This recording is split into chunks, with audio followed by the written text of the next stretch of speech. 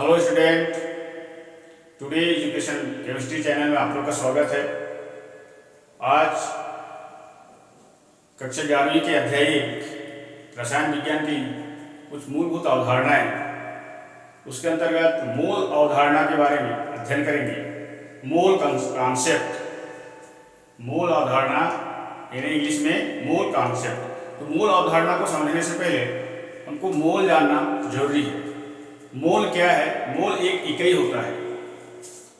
मोल क्या है? मोल एक इकाई होता है। ठीक है, पदार्थों की मात्रा की इकाई, उसको हम मोल कहते हैं। जैसे दर्जन, दर्जन शब्द आप लोग सुने होंगे। जैसे किसी भी फल दुकान में जाते हैं या फिर संतरा खरीदते हैं या फिर केला खरीदते हैं, एक दर्जन, तो उसकी संख्या कितना होता है? 12 होता है। जैसे एक दर्जन। उसी प्रकार कोरी, कोरी के बाद आता है आपका सैकड़ा, उसके बाद एक ग्रॉस। तो दर्जन में उसकी संख्या कितनी होती है? 12 होती है। उसी प्रकार कोरी में 20, सैकड़ा में कितना होता है? 100, शतक में भी कितना होता है? 100 होता है। एक ग्रास में 144 होता है। यानी हम जब भी फल दुकान में आते हैं, अगर हम दर्जन में कोई भी वस्तु या फल मांगते हैं तो उसकी संख्या कितना होता है? 12 होता है। एक कोरी में संख्या कितना होता है? 20 होता है। एक सैकड़ा में 100 और शतक में भी 100 होता है। एक ग्रॉस में 144 होता है। ठीक है, उसी प्रकार से एक मोल बराबर 0.022 × 10⁻23 होता है। एक मोल, ठीक है, एक मोल बराबर 6.022 × 10⁻23 होता है। यानी एक दर्जन बराबर 12 होता है। 12 यानी किसी भी वस्तु की संख्या को दर्शाता है। उसी प्रकार एक मोल बराबर 6.022 × 10⁻23 होता है। यानी इसको एवोगैड्रो संख्या भी कहते हैं। इस नंबर को क्या कहते हैं? ये जो नंबर दिया है, इस नंबर को एवोगैड्रो संख्या कहते हैं। एवोगैड्रो संख्या कहते हैं। एवोगैड्रो संख्या बराबर भी एक मोल बराबर जितना होता है उतनी एवोगैड्रो संख्या बराबर भी होता है। ठीक है, तो एवोगैड्रो संख्या या फिर एक मोल बराबर 6.022 × 10⁻23, यानी 602 के बाद इधर 21 जीरो लगाना पड़ेगा। इतनी इसकी संख्या होती है। 602, 1 2 3 4 5 6 7 8 9 10 11 12 13 14 15 16 17 18 19 20 21, इतनी संख्या होता है। ये जो 6.022 × 10⁻³ कितना है? 23। इसका जो हम इसको विस्तृत रूप में लिखेंगे तो 602 के बाद 6022 के बाद कितना जीरो लगाएंगे? 21 जीरो। कितना जीरो लगाएंगे? 21 जीरो। इतनी इसकी मात्रा होती है, इतनी संख्या होता है। इसका मान 6.022 × 10⁻23 का मान इतना होता है। ठीक है, यदि आप एक मोल समोसा लेते हो, एक मोल समोसा यानी आपको इतनी संख्या में समोसा मिलेगा। एक मोल जलेबी लेते हैं तो इतनी संख्या में जलेबी मिलेगी। ठीक है, उसी प्रकार से गुलाब जामुन लेते हैं तो भी उसकी मात्रा 6022 के बाद 21 जीरो रहेगा। ठीक है, तो इस संख्या को 0.022 × 10⁻23 को एवोगैड्रो संख्या कहते हैं। क्या संख्या कहते हैं? एवोगैड्रो संख्या। ठीक है, ठीक उसी प्रकार से यह सब किसी संख्या को व्यक्त करने के लिए किया जाता है।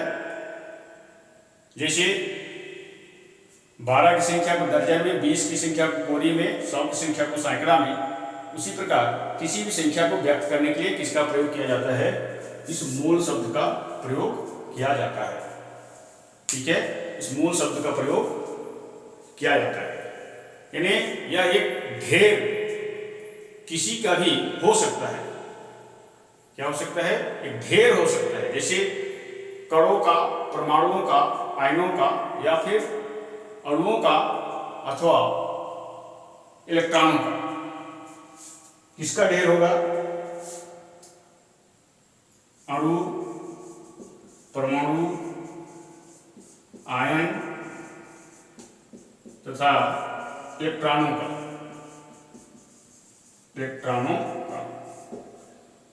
तो इनकी संख्या, इनकी मात्रा को हम एक मोल कहते हैं।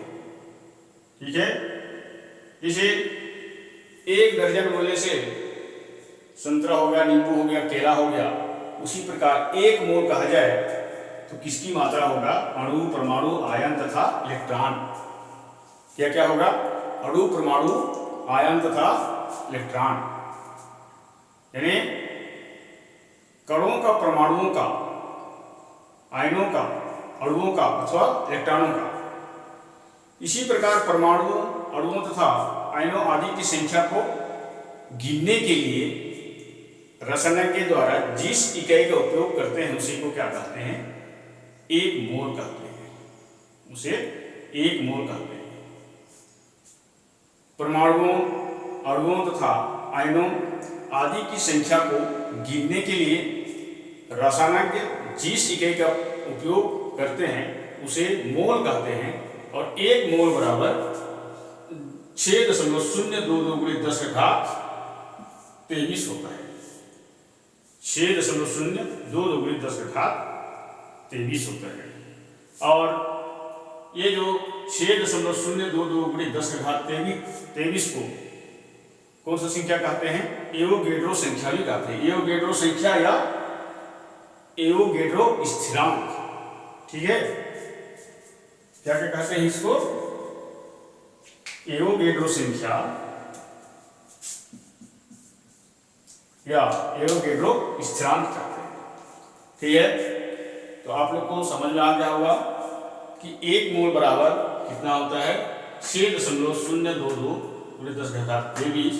अगर हम इसको विस्तृत में लिखना चाहें तो 602 के बाद इधर कितना जीरो हो जाएगा? 21 जीरो। कितना जीरो? 21 जीरो हो जाएगा। ठीक है, तो इस जो संख्या है 1 मोल का जो संख्या है 6.022 × 10⁻23 को, इसको एवोगैड्रो संख्या या एवोगैड्रो स्थिरांक भी कहते हैं। एवोगैड्रो संख्या या एवोगैड्रो स्थिरांक भी कहते हैं। ठीक है, अब इसका जो स्पेशल जो डेफिनेशन होता है, इसका जो परिभाषा होता है, ऐसी साधारण सी परिभाषा परमाणु, अणुओं तथा आयनों आदि की संख्या को गिनने के लिए रसायन के द्वारा जिस इकाई का प्रयोग यानी जिस इकाई का उपयोग करते हैं उसे मोल कहते हैं। और 1 मोल बराबर 6.022 × 10⁻23 होता है। ठीक है, अगर हम इसका डेफिनेशन लिखें, परिभाषा, मोल की परिभाषा, कार्बन 12 के 12 ग्राम में उपस्थित परमाणुओं की संख्या 1 मोल कहलाता है। कार्बन 12 के 12 ग्राम में उपस्थित परमाणुओं की संख्या 1 मोल कहलाता है। कार्बन 12 के 12 ग्राम में उपस्थित कार्बन 12 के 12 ग्राम में उपस्थित परमाणुओं की संख्या कार्बन 12 के 12 ग्राम में उपस्थित परमाणुओं की संख्या कार्बन 12 के 12 ग्राम में उपस्थित परमाणु की संख्या 1 मोल कहलाता है। 1 मोल कहलाता है। ठीक है, यानी क्या परिभाषा है? कार्बन 12 के 12 ग्राम में उपस्थित परमाणु की संख्या 1 मोल कहलाता है। इसमें 6.022 × 10⁻23, ठीक है, कितना होता है?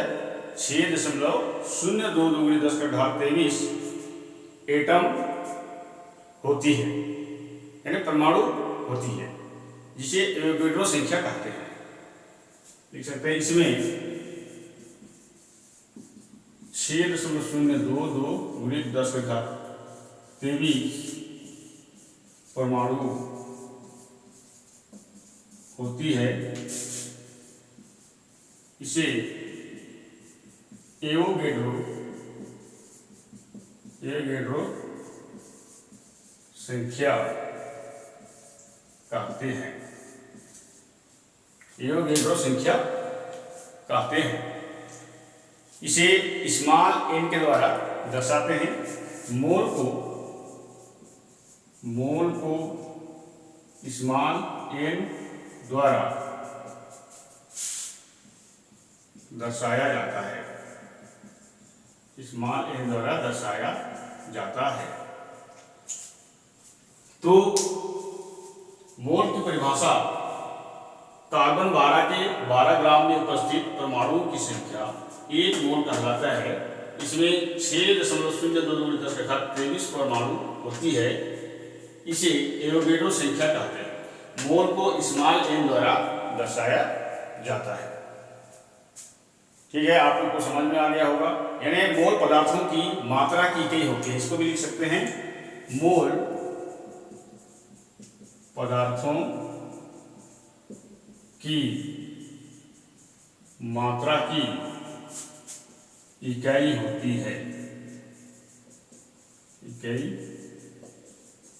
होती है। ठीक है, यानी यहां पर कार्बन 12, कार्बन के समस्थानिक होते हैं 2 समस्थानिक। कार्बन के 2 समस्थानिक, एक में 12 होता है और एक में इसका परमाणु भार 14 होता है। ठीक है, तो आइसोटोप्स कहते हैं जिसके परमाणु क्रमांक समान हो किंतु परमाणु भार भिन्न भिन्न होता है, उसको क्या कहते हैं? किसी तत्व का समस्थानिक। ठीक है, यानी किसी भी तत्व का परमाणु क्रमांक समान हो किंतु परमाणु भार भिन्न भिन्न हो तो उसको क्या कहते हैं? आइसोटोप्स यानी समस्थानिक कहते हैं। तो स्टैंडर्ड कार्बन 12 है। ठीक है, तो इसको हम लेते हैं कार्बन 12 के 12 ग्राम में उपस्थित परमाणुओं की संख्या 1 मोल कहलाता है। इसमें 6.022 × 10⁻23 परमाणु होती है। इसे एवोगैड्रो संख्या कहते हैं। और मोल को स्मॉल n द्वारा दर्शाया जाता है। मोल पदार्थों की मात्रा की इकाई होती है।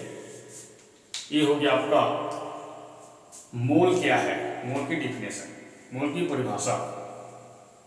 ठीक है, अब देखते हैं मोल अवधारणा। मोल अवधारणा से पहले किसी भी परमाणु, अणु या आयन, ठीक है, या फिर इलेक्ट्रॉन इत्यादि संख्याओं को, इसकी संख्या को गिनने के लिए हम जिसका प्रयोग करते हैं, जिस इकाई का उपयोग करते हैं उसको मोल कहते हैं। मान लीजिए 1 मोल बराबर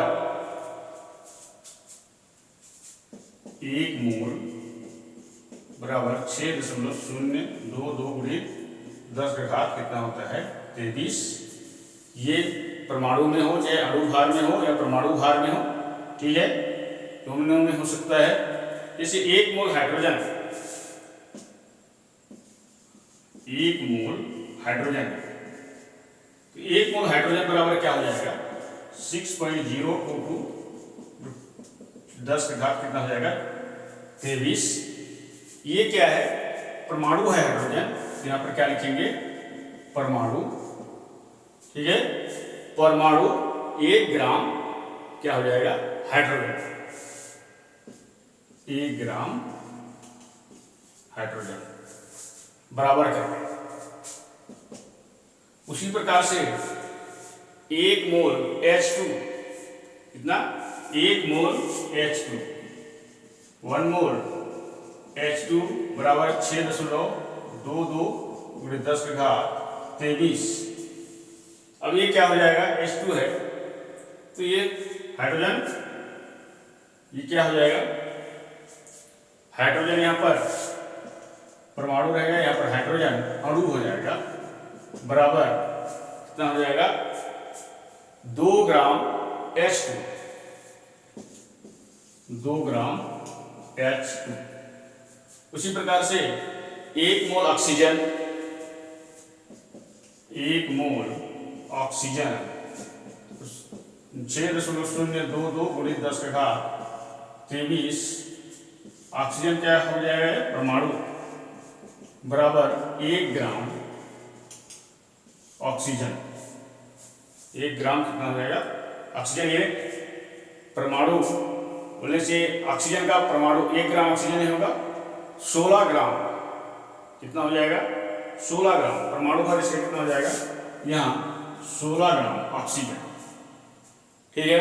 उसी प्रकार 1 मोल O2, 1 मोल O2 बराबर 6.022 × 10⁻23।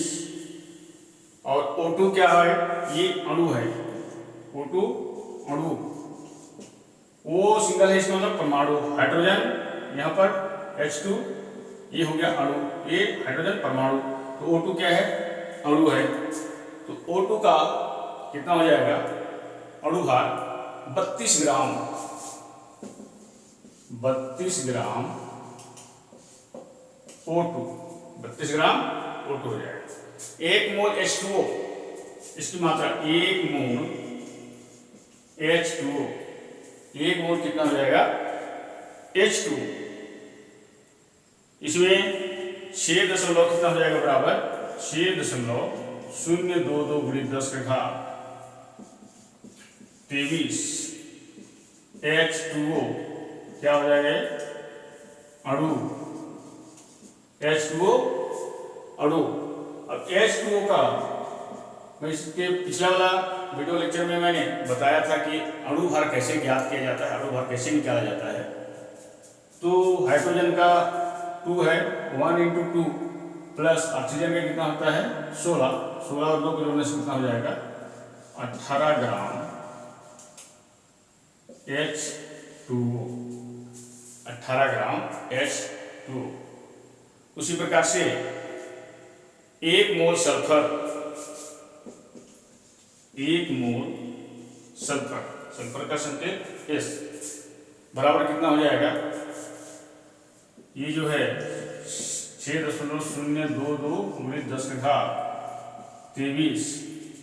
और जो सल्फर जो है ये परमाणु, क्या है परमाणु है, बराबर कितना हो जाएगा सल्फर का 16, ठीक है, यानी 32 ग्राम S। तो इस प्रकार से किसी का भी हम अणु परमाणु का मोल लिख सकते हैं, मोल कॉन्सेप्ट।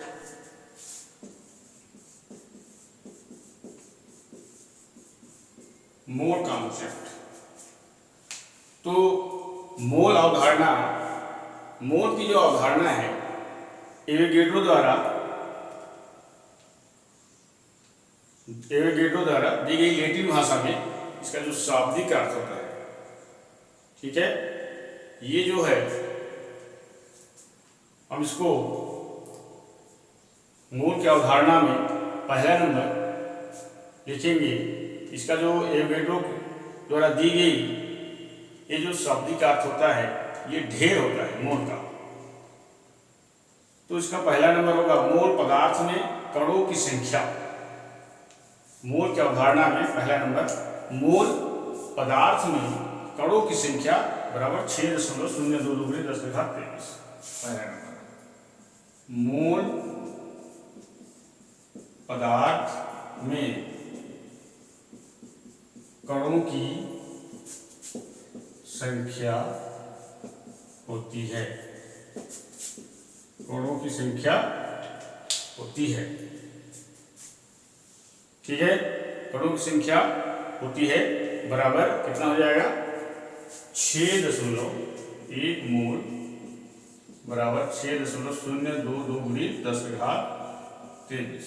अब यहाँ पर कणों की संख्या यानी कणों की संख्या, कणों का मतलब, कण का मतलब क्या होता है, परमाणु, अणु, आयन, ठीक है।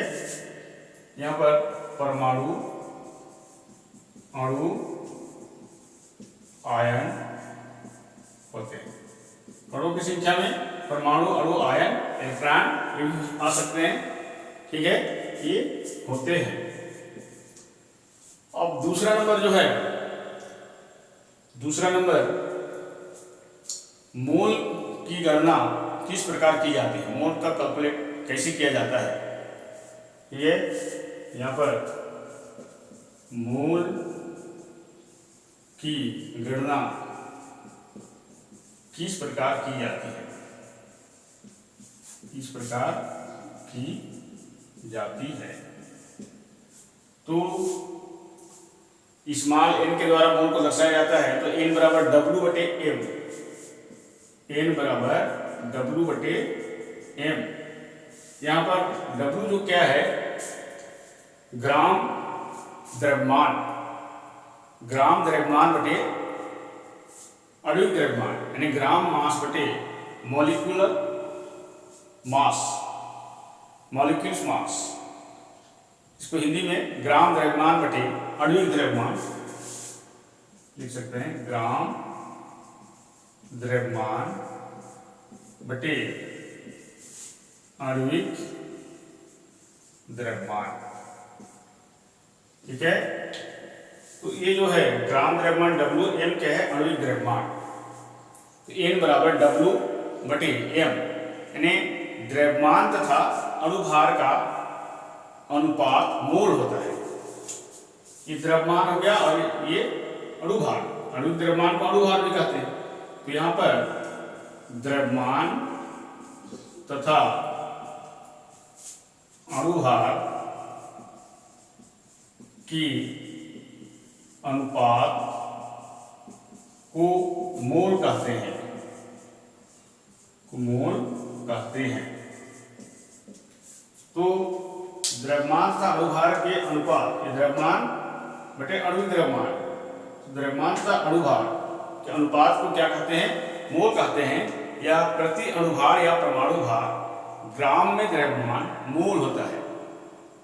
द्रव्यमान तथा अणुभार का जो अनुपात होता है उसको मोल कहा जाता है, या फिर प्रति अणुभार या परमाणु भार ग्राम में द्रव्यमान मोल होता है।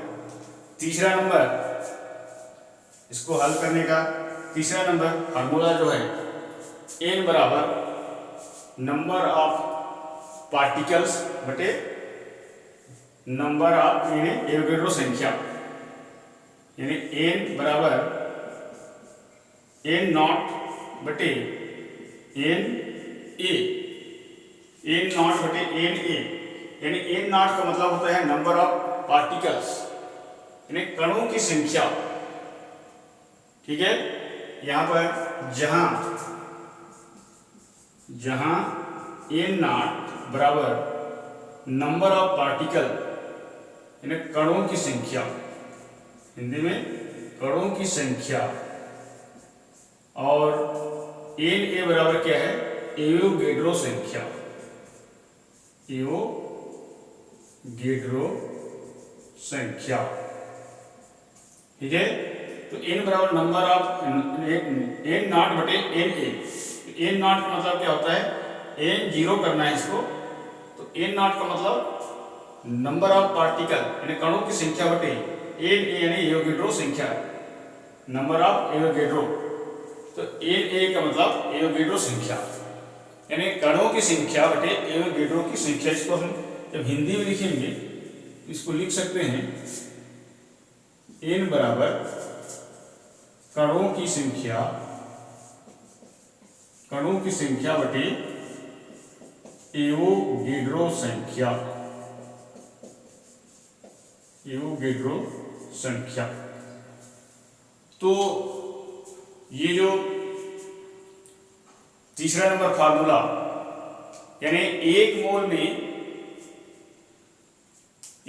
में कणों की संख्या किसके बराबर होता है? एक मोल में कणों की संख्या बराबर 6.022 गुणित 10⁻23 होता है। इसका मतलब ठीक है, यानी ये जो n बराबर number of particle n not बटे n ए, इसका मतलब क्या हो गया? एक मोल में कणों की संख्या बराबर 6.022 गुणित 10⁻23 होता है। ठीक है। अब चौथा नंबर फार्मूला n बराबर v बटे 22.4। चौथा नंबर n बराबर v बटे 22.4। ठीक है, तो n बराबर v बटे 22.4, यहाँ पर v क्या है? एनटीपी पर गैस लीटर में आयतन, जहां v बराबर एनटीपी पर गैस लीटर में आयतन, एनटीपी पर गैस का लीटर में आयतन, लीटर में आयतन। तो एनटीपी यानी एनटीपी का फुल फॉर्म लीटर में आयतन 22.4 लीटर है। ये 22.4 लीटर है। ठीक है, घी बराबर एनटीपी पर गैस का लीटर में आयतन 22.4 लीटर है। ठीक है, ये चौथा नंबर जो सूत्र हो गया, n बराबर v बटे 22.4। तो इस प्रकार से हम लोग ये जो n बराबर w बटे m,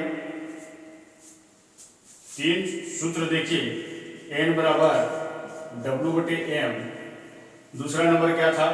n बराबर n नॉट बटे na, और तीसरा नंबर क्या है? n बराबर v बटे 22.4। ये जो तीनों सूत्र है, इसी से हम एक न्यूमेरिकल प्रश्न हल कर सकते हैं। ठीक है, अब देखते हैं एनटीपी और एसटीपी। यहाँ पर एनटीपी आ रहा है एनटीपी, और एक होता है एसटीपी। तो एनटीपी यानी नॉर्मल टेम्परेचर इन प्रेशर, और एसटीपी यानी स्टैंडर्ड टेम्परेचर इन प्रेशर। ठीक है, तो ये जो एनटीपी और एसटीपी, इसको पहले समझो। NTP normal temperature in pressure, NTP का full form, STP standard temperature in pressure. अब अगर हम इसको देखें, इसमें जो अंतर देखें, अगर हम इसको डिग्री सेल्सियस में लिखते हैं, डिग्री सेल्सियस में अगर हम इसको लिखेंगे, ठीक है, इसको अगर हम डिग्री सेल्सियस में लिखेंगे तो कितना हो जाएगा? 0 डिग्री सेल्सियस इसका मान होता है। और एसटीपी में देखा जाए, अगर इसको हम डिग्री सेल्सियस में लिखें तो इसका जो मान होता है 25 डिग्री सेल्सियस। ठीक है, उसी प्रकार से केल्विन में देखा जाए, ये तो डिग्री में हो गया, केल्विन में देखा जाए टेम्परेचर तो 273 केल्विन, 273 केल्विन, यानी T बराबर क्या होता है? T बराबर डिग्री सेल्सियस प्लस 273, तो 0 प्लस कितना करेंगे? 273। इसका मान कितना होता है? 0 डिग्री सेल्सियस। ठीक है, तो 0 प्लस 273 कितना होगा? 273 केल्विन। उसी प्रकार से केल्विन में हो गया आपका 273 केल्विन, तो ये हो गया आपका K बराबर। तो अगर इसे इधर देखा जाए एसटीपी में, तो इसका जो मान होता है T बराबर 298 केल्विन होता है।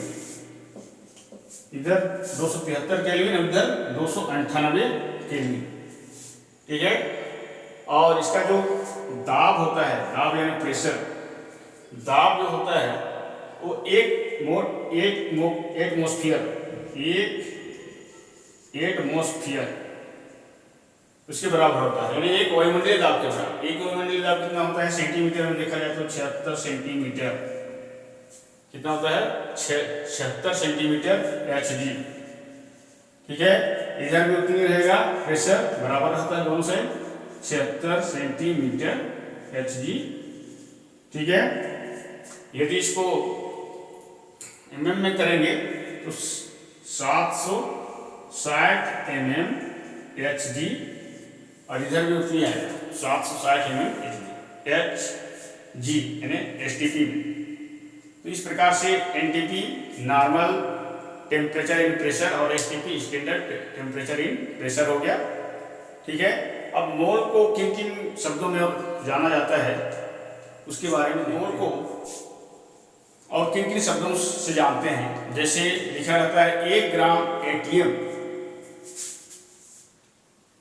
1 ग्राम ATM यानी एटम, 1 ग्राम एटम्स, तो बराबर 1 मोल बराबर कितना हो जाएगा 6.022 × 10⁻23 एटम्स। इसका मान कितना हो जाएगा 1 मोल बराबर 6.022 × 10⁻23 एटम्स। उसी प्रकार से 1 ग्राम, इसको हिंदी में लिखा जाए तो 1 ग्राम परमाणु बराबर 1 मोल बराबर 6.022 × 10⁻23। 1 ग्राम अणु, 1 ग्राम अणु, 1 ग्राम अणु। ठीक है। बराबर कितना हो जाएगा 1 मोल बराबर 6.022 × 10⁻, कितना हो गया 23।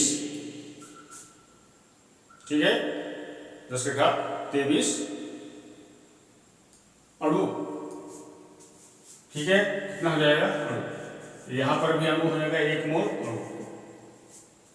उसी प्रकार से 1 ग्राम आयन, अगर दिया रहेगा 1 ग्राम आयन,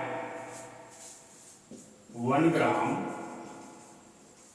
आयन बराबर 1 मोल, क्या हो जाएगा आयन बराबर 6.022 × 10⁻23 आयन। आपको लिखने के लिए आया जाए तो लिख सकते हैं। ठीक है। उसी प्रकार से एक परमाणु का द्रव्यमान क्या है, एक परमाणु का द्रव्यमान, एक परमाणु का द्रव्यमान, एक परमाणु का द्रव्यमान बराबर एटॉमिक मास बटे, ये जो फार्मूला एटॉमिक मास बटे 6.022 × 10⁻23 होता है। एटॉमिक मास बटे 6.022 × 10⁻23। एक अणु का द्रव्यमान, एक अणु का द्रव्यमान बराबर कितना होगा मॉलिक्यूलर मास यानी मोलर मास बटे कितना हो जाएगा, ये हो गया आपका मोलर मास बटे 6.022 × 10⁻23। ठीक है। तो इस प्रकार से हल कर सकते हैं, यानी कि किसी भी मोल के बारे में, मोल की अवधारणा में, अच्छा एक परमाणु का द्रव्यमान अगर ज्ञात करना है, एक परमाणु का द्रव्यमान ज्ञात करना है तो एटॉमिक मास बटे 6 मोल की संख्या से हमको इसको भाग दे देंगे, इसका मान ज्ञात हो जाएगा। उसी प्रकार एक अणु का द्रव्यमान, इसमें मोलर मास क्या है, ये मोलर मास बटे 6.022 0.2 × 10⁻³ ऊपर वाला को भाग देंगे तो एक अणु का द्रव्यमान ज्ञात हो जाएगा। मोलर मास मीन्स आणविक द्रव्यमान, एटॉमिक मास मीन्स परमाणु भार, परमाणु द्रव्यमान। एटॉमिक मास परमाणु द्रव्यमान, मोलर मास आणविक द्रव्यमान, अणु भार भी बोलते हैं इसको, परमाणु भार भी कहा जाता है। ठीक है। अब मोल संकल्पना के अनुप्रयोग, इसका जो अनुप्रयोग है ये देखते हैं। इसका जो पहला अनुप्रयोग है अणु सूत्र का निर्धारण करने के लिए। मोल संकल्पना के अनुप्रयोग, पहला अनुप्रयोग है अणु सूत्र का निर्धारण करने में। दूसरा नंबर है विलयन का संदरण दर्शाने के लिए। और तीसरा नंबर जो है इस समीकरण यानी कि रस समीकरण मितीय गणनाओं में। तो पहला नंबर अणु सूत्र का निर्धारण करने में, दूसरा नंबर जो है विलयन का संदरण दर्शाने में, और तीसरा नंबर रस समीकरण मितीय गणनाओं के लिए इसका प्रयोग किया जाता है, मोल का प्रयोग। तो जब तक आप किसी भी तत्व का परमाणु क्रमांक और परमाणु भार ज्ञात नहीं रहेगा तब तक अणु भार ज्ञात नहीं कर सकते, आणविक द्रव्यमान ज्ञात नहीं कर सकते। इसीलिए कुछ तत्वों का आणविक यानी अणु भार, परमाणु भार, कुछ तत्वों का परमाणु भार जानना जरूरी है। जब तक परमाणु भार ज्ञात नहीं होगा तब तक आणविक द्रव्यमान यानी अणु भार ज्ञात नहीं कर सकते। इसे आपको दे दिया जाए जल का आणविक द्रव्यमान ज्ञात कीजिए, अणु भार ज्ञात कीजिए जल का। तो जल का अणु भार ज्ञात करने के लिए हाइड्रोजन और ऑक्सीजन का, हाइड्रोजन और ऑक्सीजन से मिलकर क्या बनता है, जल बनता है। तो हाइड्रोजन और ऑक्सीजन का परमाणु भार ज्ञात होना जरूरी है। उससे पहले परमाणु क्रमांक ज्ञात होना जरूरी है। ठीक है। तो जैसे हाइड्रोजन का कितना होता है, 1 परमाणु क्रमांक 1, परमाणु भार भी। कार्बन है 612, परमाणु क्रमांक 6, परमाणु भार 12। ऑक्सीजन 816, नाइट्रोजन 7, कितना होता है 714, और सोडियम 1123, और क्या है सल्फर 1632, फास्फोरस 1531, मैग्नीशियम 1224। ठीक है। Potassium 1940, calcium 2040। 20 क्या है परमाणु क्रमांक, परमाणु भार 40। एल्यूमिनियम 1327, बोरान 511, सल्फर में सिलिकॉन 1428, फ्लोरीन 919, क्लोरीन 17, परमाणु क्रमांक परमाणु भार 35.5। उसी प्रकार से ब्रोमीन का है 35 और परमाणु भार 80। और आपका आयोडीन का 53 127। फिर आयरन 2656 और कॉपर जो है उसका 29 और परमाणु भार 23.5। इस प्रकार से कुछ तत्वों का परमाणु क्रमांक, परमाणु भार ज्ञात करना जरूरी है, तब जाके किसी भी कंपाउंड का अणु भार ज्ञात कर सकते हैं। ठीक है। तो आप लोग जब भी वीडियो देखें कॉपी पेन लेके बैठें और नोट्स बनाते जाएं। ठीक है। Thank you.